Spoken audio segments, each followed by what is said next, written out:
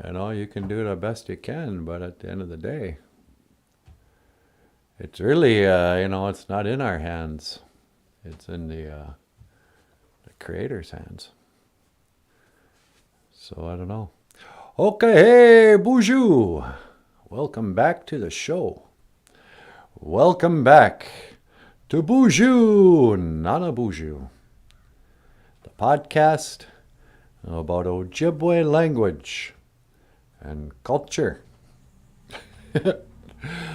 All right, well, here's the deal, you guys. We're going to have to do the show from the holodeck today. Michael and I did something and we wiped out all our stuff. So, hey, Michael, Gwen's here. Hi, Gwen, how you doing? Here, give me a second. I'm not sure what happened, but as I was preparing for the show this morning, with one click, I wiped out all my, what they call sources, and it's going to take a while to build it back up. So today's show is called Prayers from the Holodeck, because I haven't had time to do much more. So, you ready to start? Oh, wow, you know I'm ready. I was born ready. No. Okay, so to the holodeck. Okay, hey, bonjour, and welcome back to the show. Hello, Gwen. Hello, Jim.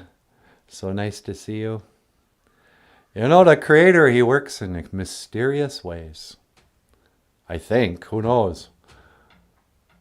I'm just figuring stuff out with everybody else. But this morning we had, we've been on kind of a mission. Oh, we're gonna go pray on the internet. And as part of this little live stream, there's a lot of computer stuff behind it. Really, I don't know what happened. Just mysteriously, everything just went away. Our words of the day, the text, the books, pictures of dead celebrities, all this stuff we need to make a good show. But maybe this happened because Creator wants me to see if that I don't need all that to make a show.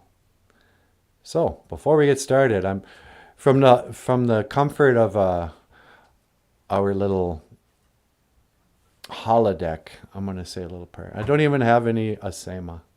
I'm just going to have to pray to get Chimanadu without offering tobacco, without smoking a pipe. I'm not going to pierce my flesh and blow in an eagle whistle at the Sundance. No, I'm just going to sit in my humble holodeck and talk to Gitchimanadu. If you don't mind. I don't think you mind, do you, Jim? Mino Giga Jabe, Gitchimanadu. Good morning, Great Spirit. Ani and Ayan, how are you? Ni Mino Eya. I'm good. I really am. I'm not saying I've never been better. I'm not saying I've never had more money. I'm not saying nothing like that. But I want to thank you for everything that you do today. Miigwech ka iji ka kina gego ka iji chikean nungo.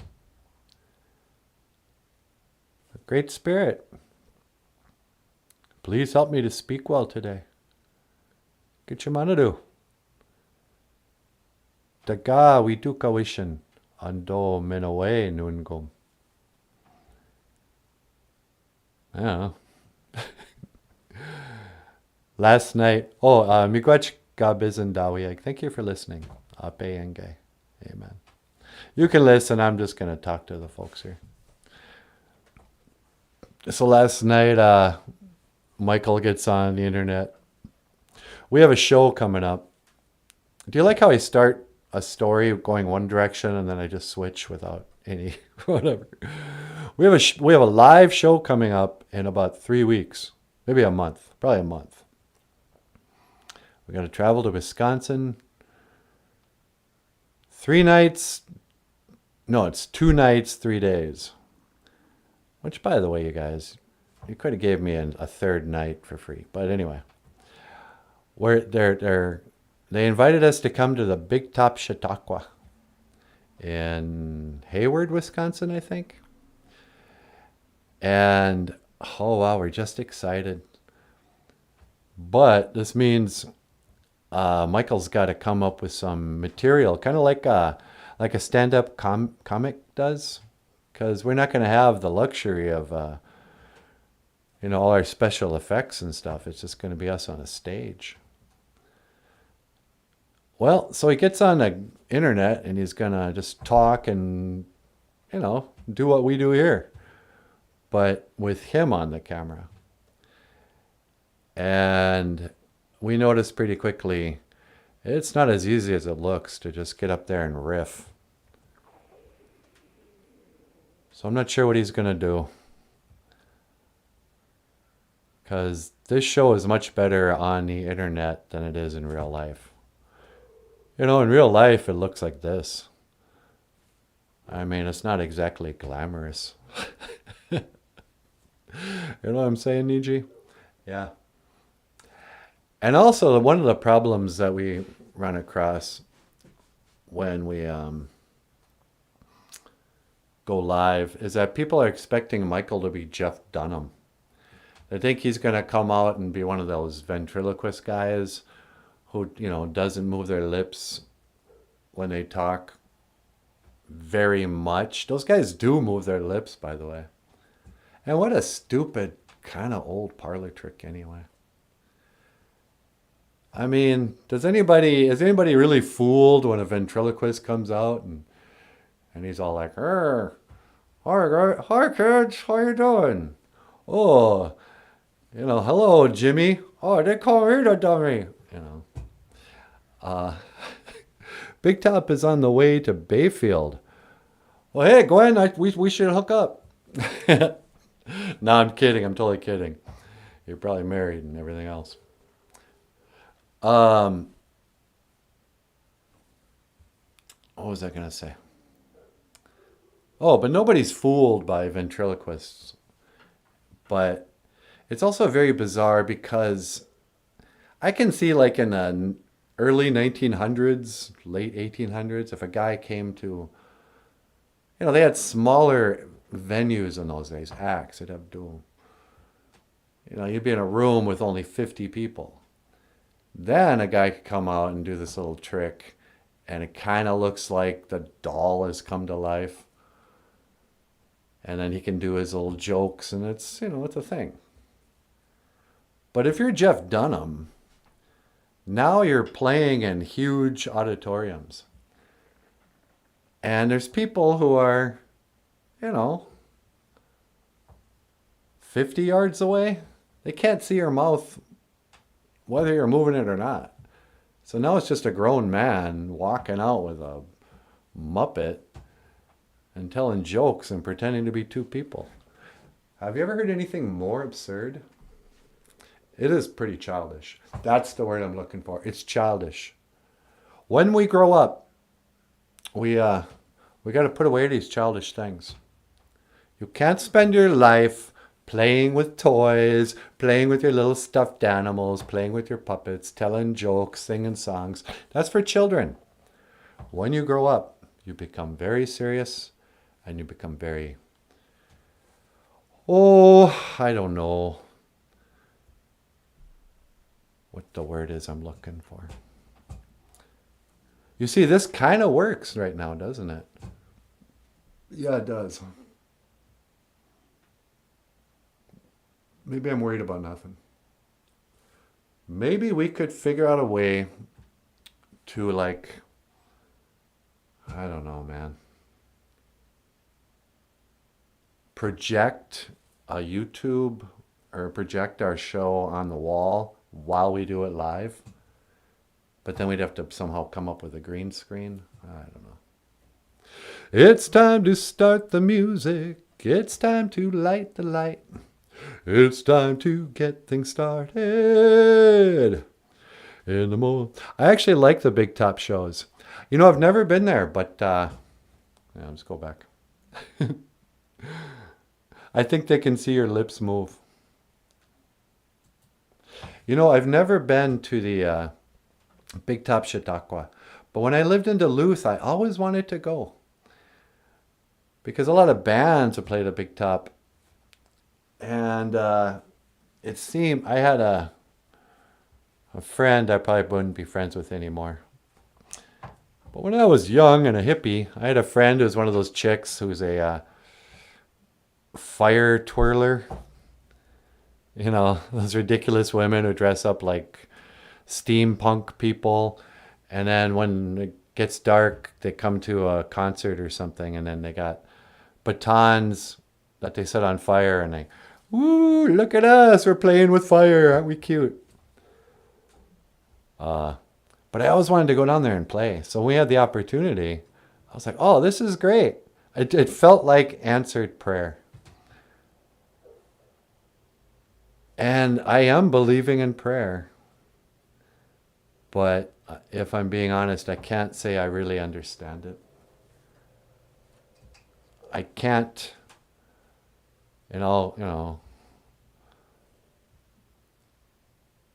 I want to believe the Lord answers my prayers.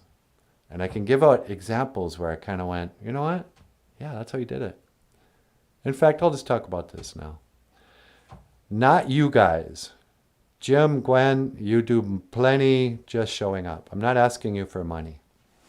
But 4 years ago, Michael got canned from his day job. After 3 years of teaching Ojibwe language and culture to kids, they gave him his walking papers. So he got down on his knees there and got just humble and talked to the Creator. And he was like, "Get you manadu. If there's any way we can just do this show for a living." I'm not saying I deserve it. And it seems stupid to pray for, please let me make a living without having a job. But I don't want to work another job. Is there any way I can just do this? Well, you know, like you might probably know, you get done praying and they don't really, you don't hear anything. But maybe 20 minutes later, when he was thinking about something else, it came to him. GoFundMe. Just the word GoFundMe. And he goes, yeah, what is that? Isn't that the thing when people's houses burn down? They put a page up on Facebook and everybody gives them money. We looked into it. It's like, yeah, they do that. And when people record an album or want to put on an independent film, they start a GoFundMe campaign that'll help them raise funds to put on their movie. Well, that means they buy cameras and computers and hire lighting guys and actors, whatever. So I get on here and we put up our little GoFundMe page. I'm like, hi, we're a couple of idiots who want to teach Ojibwe language on YouTube, but we're filming this on our cell phone. Will you help us buy some equipment? Boom, 2 days later, $2,000 are in the bank. People just like, yeah, sure. Why didn't you ask? Here, where's my checkbook? GoFundMe, you say? People just started donating. And they were like, they didn't even want to be anonymous people. I don't know if I know them or not. Send us $100 here, $100 there. One person sent us $1,000. That's why we raised $2,000 so quickly. It was one donation was $1,000, and then like 40 other people raised the other $1,000. Now it's been 4 years and we're still doing the GoFundMe campaign. We never talk about it. But we've raised almost, I think we got $6,544, something like that. We're trying to raise $8,000. But the reality is, I need a new computer. We're constantly like doing stuff to try to, so we can make videos and stuff, but it gets filled up. And the cameras are really cheap. Michael figured out a way to make me look good, but this camera's all grainy. I look like I'm from, Somalia or something. I got a blast. I got a camera. I can touch the lighting here. Yeah. But not complaining, because these are all gifts from GOFUNDME, right? So I believe in prayer, in a way. So that happened, and we all went, well, there you go. Miigwech GOFUNDME. You pray, you ask, and he answers. He doesn't answer in a voice. He answers by weird people that you never met coming out. It's like, hey, let me help you. I don't even want to be thanked. And you go, where did you come from? Why do you care? I'm glad you do, but wow, going to be great. That wonderful. Oh, hey, bonjour, Papa. Yeah, I hope. But the problem is, when Michael was trying to work out his act last night, it wasn't going so good. We got to write some jokes, man. But so then for 4 years, just pray every day, thank him.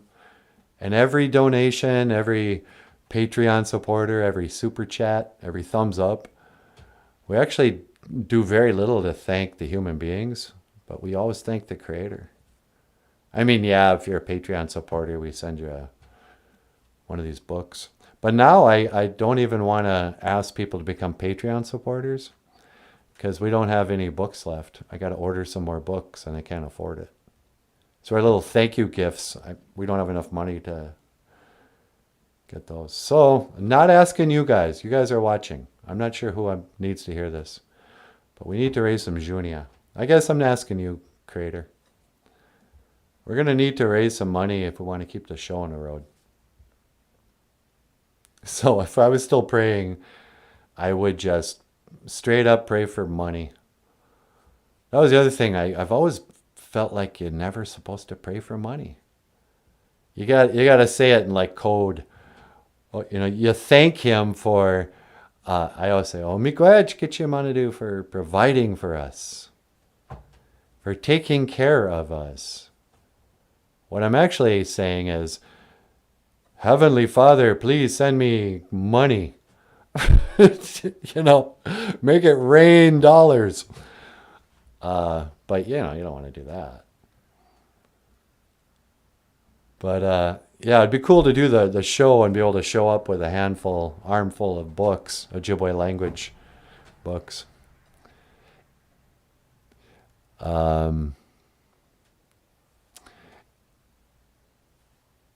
But we can't afford it. Oh, so then, now here's a weird one. I should let, he gets embarrassed when he talks about stuff like this. But, okay, just in case there's somebody out there who still watches the show and never is in the comment, you know who you are. I asked you to quit watching our show 4 months ago, or Michael did actually. Here's the latest answered prayer of our lives. You know what? I'm gonna go outside and talk about this, because this is gonna get deep, you guys. Computer, boop, boop, boop, boop. Please teleport me outside. Boop, boop, boop, boop. Boop, boop.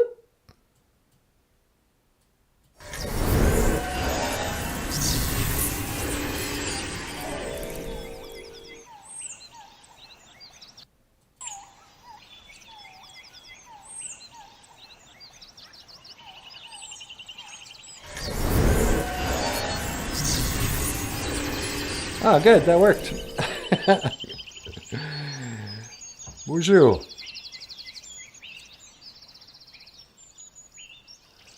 So normally we come out here to put out the tobacco and pray. But I'm just going to talk about prayer because it's Anima E Gisha Good. It's prayer day. And in our way, you know, there's no Ojibwe word for religion. You know, there's a word for God. There's a word for love. And there's a word for the place you go after your body dies. There's a word for a soul and a spirit. You know, Ojibwe has every word to discuss everything having to do with God. But we don't have a word called religion. Nobody ever asked, what's your religion? What religion do you belong to? What? That's why I think it's kind of weird when we talk about, you know, the Native Americans converted to Catholicism. It's like, did they? Or did they just start picking up cultural bits like everything else we picked up?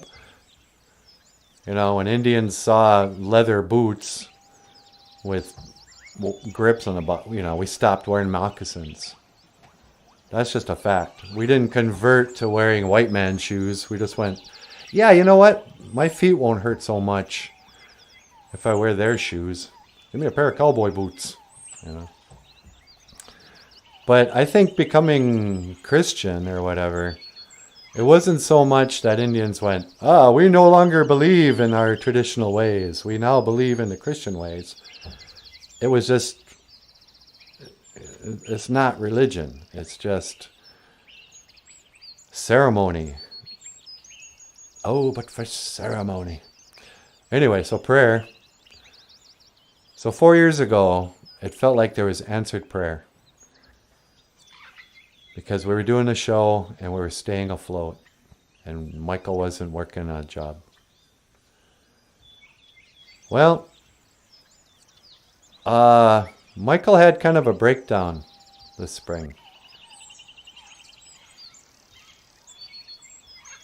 You know?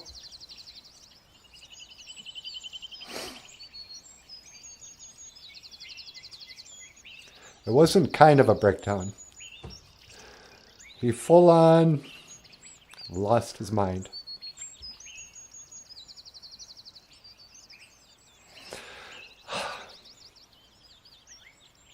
I'm getting emotional talking about it. I feel so bad for him. I remember when I lost my mind. So Michael, it had been coming for a long time, but he finally cracked. And, well,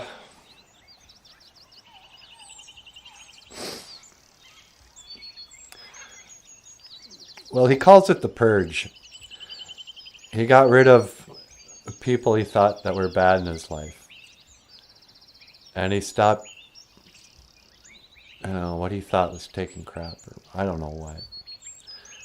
But there was one of the Boozhoo crew, maybe many of them, that he alienated. It was hard for him to accept kindness.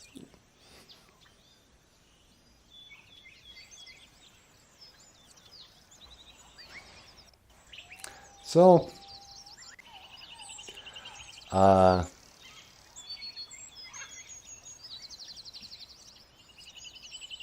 not going to say her name, but I'm sorry.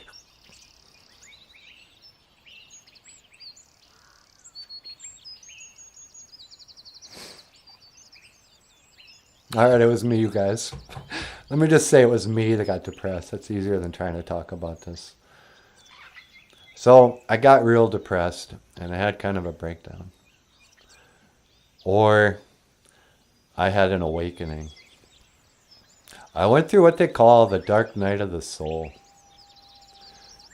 The dark night of the soul is it's a real thing where you go crazy. You revisit all your childhood wounds. You have an ego death. You change. I wasn't trying to do that. I had kind of known. The Buddhists talk about enlightenment, and that's all crap. I'm not enlightened. There's no such thing. I mean, yeah, I am enlightened, but it's not what they say. But I had to go crazy to get enlightened, I guess. And it all came to a head. Some of you might know Michael has started the spin-off channel, Quitting Weed, because he quit smoking weed and then he relapsed. But after 4 months, I crashed, I hit rock bottom, and I started crawling my way out. And, I got rid of toxic relationships. I cleaned my house. Balanced a checkbook. I exercised. I dieted. I prayed. Trying to not get back to where I was before I went insane. But to just get better. Well, I've been ping-ponging back and forth between Christianity, Bible stuff, and traditional Ojibwe spiritual path. The Anishinaabe Bamadizi win. The Indian life or biblical whatever. And but it's mostly just being desperate. And part of my depression too, I thought the Creator had turned his back on me. I thought he had always turned his back on me. Miigwech Papa Wagosh. Appreciate it. And so I decided to,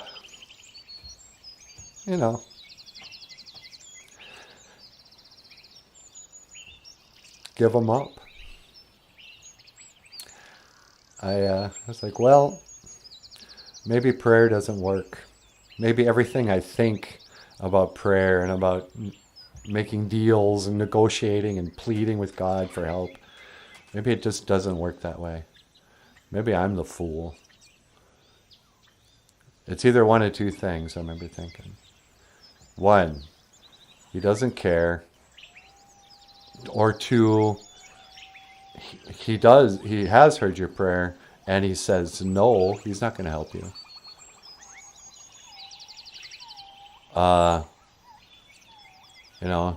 He's hearing your prayer and his arms are crossed, he's just not going to respond.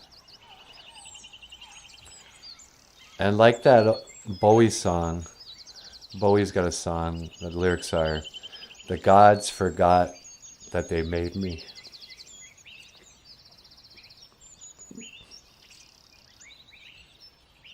So I forget them too. Yikes, why am I so emotional? So I went atheist.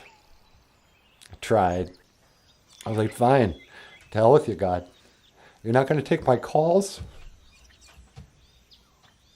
Done. Then I had what they call a vision. Indian man waits his whole life for a vision. We're always looking out the car window, hoping we'll see something. Am I gonna have a vision today? Oh, look, is that a buffalo? I bet you that's a vision. Oh, look, there's an eagle. I must be having a vision. But a real vision is like a dream or something you see in your mind's eye. Just like a memory, but you've never seen it before. But you know how you can have a memory in your mind and you can picture the thing and you can see it, but your eyes aren't seeing it. You're just seeing it in your mind. Well, I saw this really crazy thing at the depth. I get emotional when I remember how sad I was. So I'm going to try not to remember how sad I was. So this is my vision. And remember, at this point, I'm straight up done with GOFUNDME.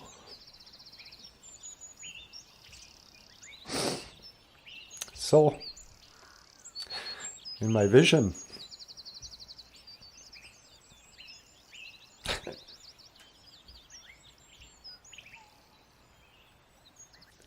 you got to help me not cry through this, right? I had a vision. I was sitting next to GOFUNDME himself.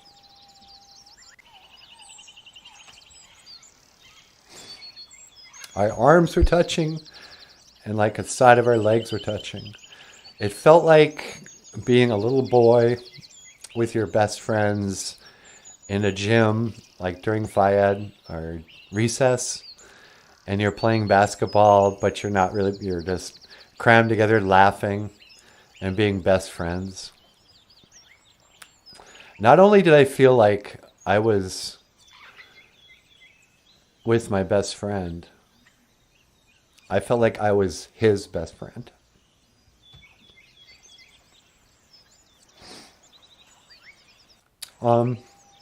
We were laughing and mocking. It took me a couple of days to come up with the word mocking. But what it was, God, who I didn't quite see his face, I just kind of knew what he looked like. And he was looking away and gesturing to the Bible, which was a little black book a long ways away. And remember, we're huge God-like people. Well, he's God and I'm God-like. I'm just like him. It's all black everywhere. But I can tell we're kind of sitting in like an auditorium. Or a coliseum, actually. And he gestures to the Bible. And the Bible's a little tiny black book miles away that we can see. And it's got a little yellow star sticker on the cover. But I know it's the Bible. And it felt like we had been joking and teasing or just making fun of the idea of how what people think of the Bible, how stupid the Bible is. Not that anything in the Bible isn't 100% true. It's just hilarious how people have misinterpreted or ran with the stories.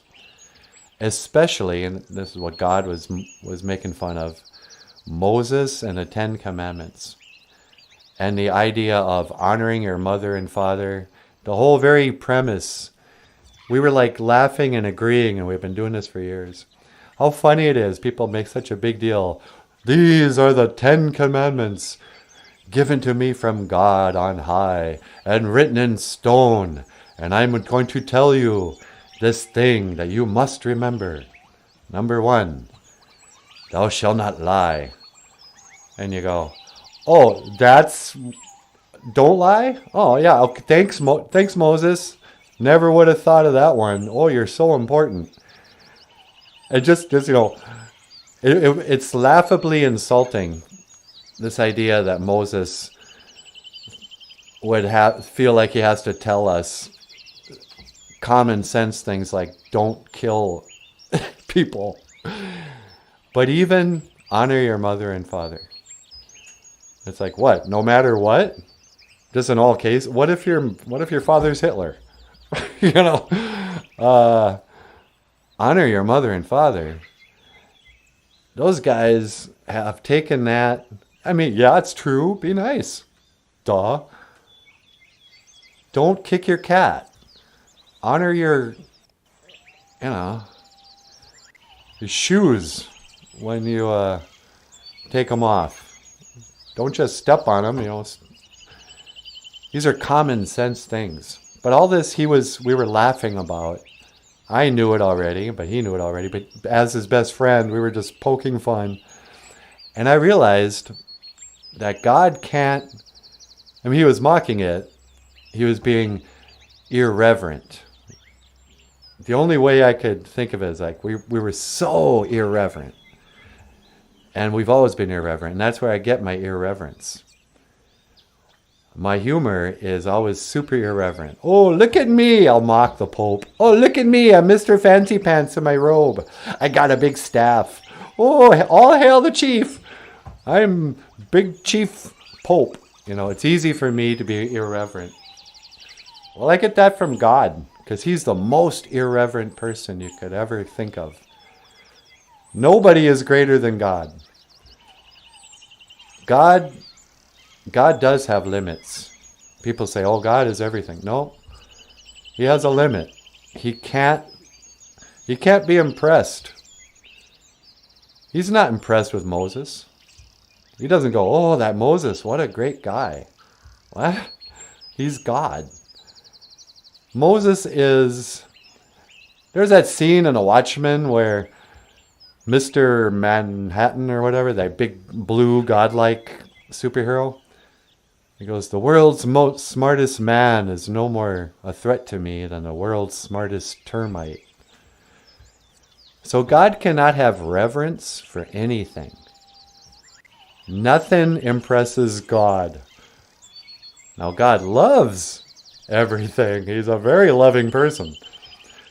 When you're with God, unless I am his best friend, he loves you so hard that you will believe that you are his best friend.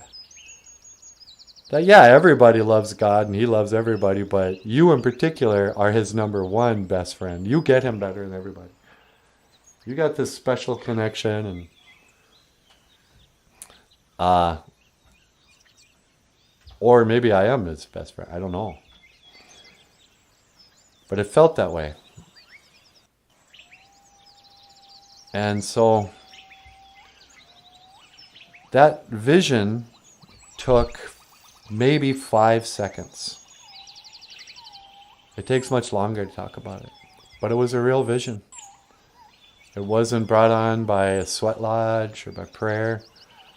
It was just a random boom. Oh, I also understood in that vision, he showed me life is like, it's so hard to talk about. I saw it wasn't really a train track, but it was like plastic toy things lined up that represented a train track. And I kind of knew that my life was like a train on this toy train track. And it was always going to go from here to there to over there. And there was one period in the train track that was yellow, plastic yellow. And I kind of knew that that's the 4 days where you became an atheist.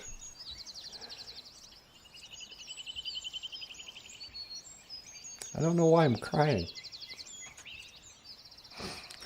But he said it was always going to happen. It had to happen. Your path was going to include going through this. And it's good. You know, there is no bad times. I mean, there's bad times because it's like a train track. Oh, yep, during this period. It's just a bridge. Sometimes you're going over a bridge and you pray, please bring me trees.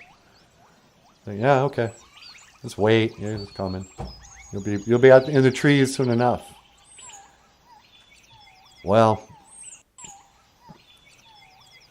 that started me. That was near the end of my 4-month depression and anxiety and dark night of the soul. I really started to recover after that. Immediately. I stopped worrying about money. I know we only have a little bit of money, but I paid off all the bills I could. The ones I can't are just sitting there waiting. It'll be all right. My anxiety and my hurt about my past and about my relationships, my mind was the same. I still remembered everything, but it just didn't feel bad. It's like, yeah, well, whatever. It's like telling stories of getting bullied in high school. No, it's not pleasant. But you don't really wish you didn't go through it, because now I can talk about it. I'm fine with it. I'm not mad at the person who beat me up. He was a kid too. So I felt myself recovering. And it's recovering so much, I quit smoking weed. I said, you know what? I'm done with that too. And for a week, really struggled. Really, I was on my path back to happiness, but then not having my best friend Mary Jane, I was still depressed.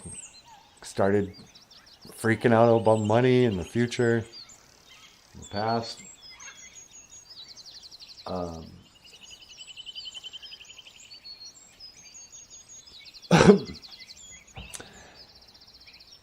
And so, ping-ponged back over to the Christian side and was reminded of that Bible passage of pray in the name of the Lord Jesus Christ, and it will be given to you. Knock and the door shall be opened. Seek and you shall find. I'm like, all right. Let's give it a whirl. I guess I've never actually directly asked in the name of Jesus. But I asked, and I wrote it down, and I actually asked, I said, fill me with the Holy Spirit. I don't even know what that is. Nobody does. All right? Church people don't know. They think they know. They say they know, but what is it? Is the Holy Spirit the thing that makes you not depressed? I'm not asking you to brainwash me, turn me into a Mormon. Just whatever. I asked in the name of the Lord Jesus Christ to deliver me from my depression and my anxiety, to make me better. I could read it. And of course, nothing. It was a day or two later. And no, I don't even remember. It's not that big of a deal. I was going to throw out my pot pipes, and I scraped a little resin from the pipe into some tobacco. I thought, just in case I really get the urge, I can smoke some of this resin and tobacco. Maybe it'll help me get over, the hump. But I'm not going to smoke weed anymore. And then it was sitting right there. I'm like, to heck with it. I'll take one little hit, and then I'll throw these pipes away. Get on with my life of sobriety. And work on a video where I can tell the children how to live a sober life. Well, gee, that one hit, boom. I was just high. I was like, come on, really? One hit of resin, I'm high again? Doggone it. And now I've been telling everybody that I don't smoke weed and how they should be like me. I'm going to have to get on the stupid YouTube and tell everybody that I'm a desperate drug addict. Went for a walk. 3 miles later, I'm completely healed from all my heartbreak. I'm like, what? Heavenly Father, when I prayed for the Holy Spirit, Is it just getting high? Is that what being a holy... I don't understand. But it made me realize, like, yeah, well, you know what? I've always known it, but weed is my antidepressant. I have to respect that. Mushkiki, that medicine. You can't smoke it all day, every day. You can't just wake and bake and live your life stoned 24/7. But there ain't nothing wrong with smoking a little weed and going for a walk. Creator's your best friend. You know, he loves you. He's not like, hey, straighten up. I don't want you smiling too much as you're enjoying the morning. You know. But it was actually my relapse that made me feel like it was answered prayer. It's so weird. And reminded me that, yeah, God talks to you. In coincidences, he does answer your prayers. He doesn't just grant wishes. It doesn't work that way. I also noticed when I was in heaven, or whatever, doing that vision, the vision, which really, 5 seconds tops, could have been like a daydream. I was reminded, I didn't learn anything, that's the other thing. We already know all this stuff. I was reminded that time doesn't work the same way outside of this realm. We think of time as stuff happened in the past, it's happening. Nothing's happening in the future until we get there. And everything we're doing now and everything we did in the past will somehow shape the future. Kinda like a train on a train track. But there is a certain level of predestiny. We are always this, they call it the red road, the Misqua McDonough. The red road, it's a path. It actually isn't a destination. We don't get to a place where we go, oh, whew, good. I'm finally happily at one with God and nature, and all my prayers are answered and my sins forgiven. Nah, it doesn't work like that. You know, and Christians are just obsessed with, well, at least when I die, then things will be happy. It's like, it's too late by then. I've got to do something about those feathers.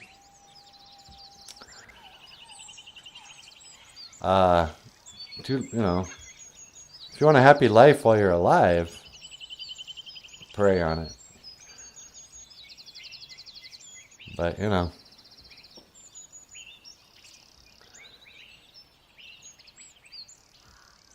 now, yeah, I'm a relapsed marijuana, nicotine, caffeine addict with, you know, mental illness scars and a broken heart. But I'm also like born again. I died this summer.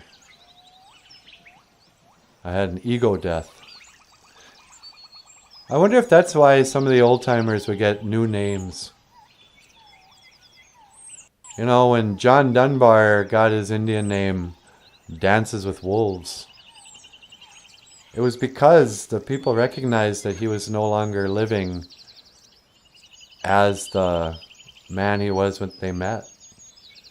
You know, when they met John Dunbar, he was a guy with a mustache. He was a white man, really. By the time he married Stands with a Fist and had become a member of the Dakota people, they were like, no, you're Dances with Wolves. I don't know who you were before, but now you got this new name. You know, my name used to be Michael.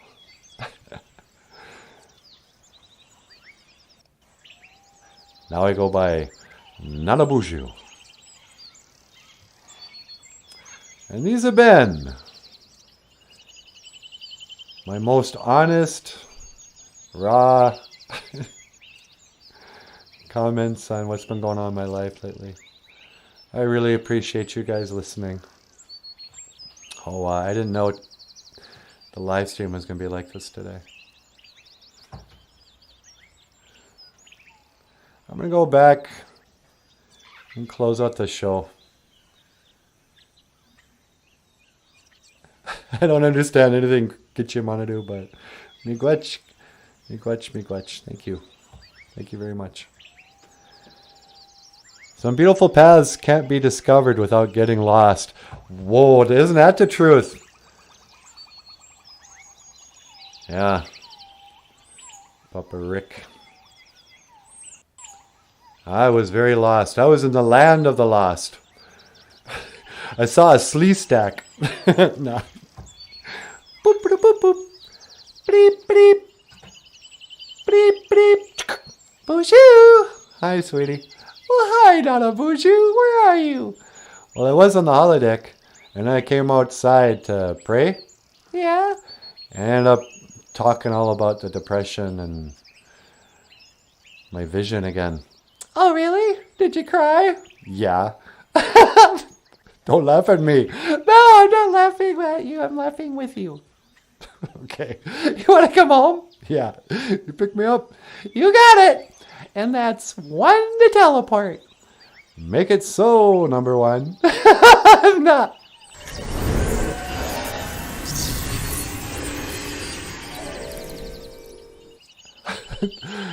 Sweetie, you want to try that again? Yeah, okay, hang on. One to teleport. Make it so, number one.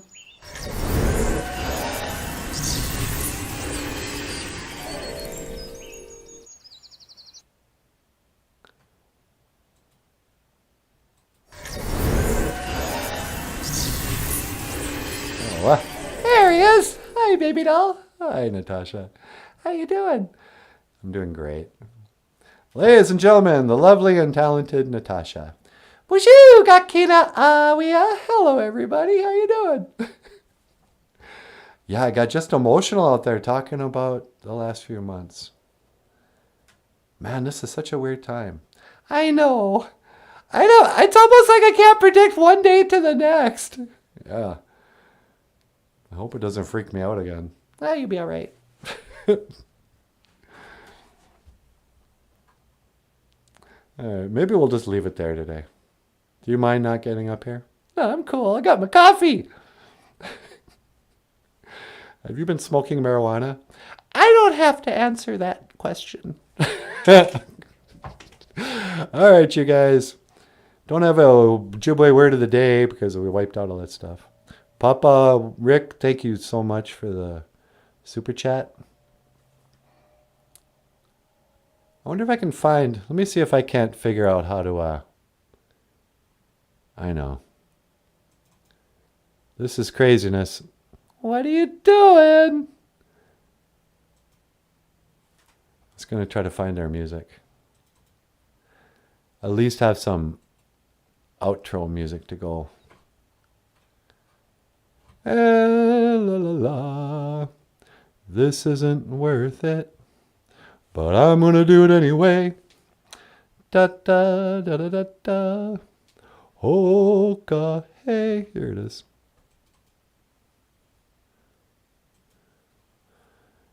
But let me make sure I don't. Here we go. Hoka hey miigwech ga bizendawieg. Thank you for listening. Dash miigwech ganawabieg. And thank you for watching Boozhoo NANABOOZHOO, the podcast about a whiny little Ojibwe teacher crying on about all his money problems and challenges of faith. But hey, Dr. Evils, Boozhoo Niji. But I really appreciate you being here, part of the ride. Miigwech. And I will see you again. Ki ga wabamin. Minowa. Give us a thumbs up if you like the show. Subscribe. Like, share. we'll see you again.